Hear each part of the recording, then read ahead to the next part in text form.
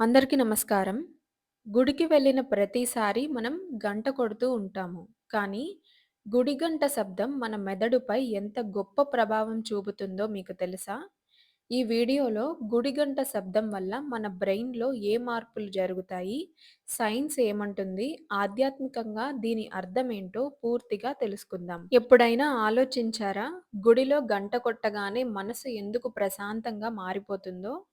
గుడిగంట శబ్దం ఒక సాంప్రదాయం మాత్రమే కాదు. అది మన మెదడుపై నేరుగా ప్రభావం చూపే శక్తివంతమైన ధ్వని. సైన్స్ ప్రకారం గంట శబ్దం వలన ఆల్ఫా మరియు తీటా వేవ్స్ విడుదలవుతాయి.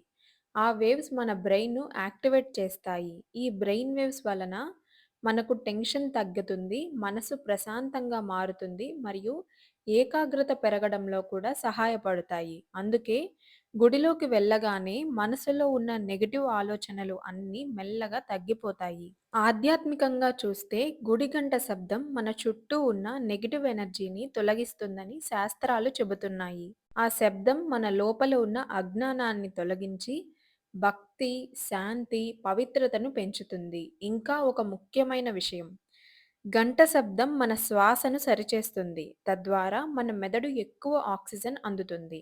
కాబట్టి ఇప్పటి నుండి గుడికి వెళ్లి గంట కొట్టినప్పుడు ఈ మాటను ఒకసారి గుర్తు చేసుకోండి. అలాగే గుడిలో గంట ఎందుకు కొట్టాలో మీ పిల్లలకు కూడా ఆధ్యాత్మికంగా, అలాగే సైన్స్ పరంగా ఎక్స్‌ప్లెయిన్ చేయండి. వీడియో నచ్చితే ఓం నమో వెంకటేశాయ అని కామెంట్ సెక్షన్‌లో కామెంట్ చేయండి.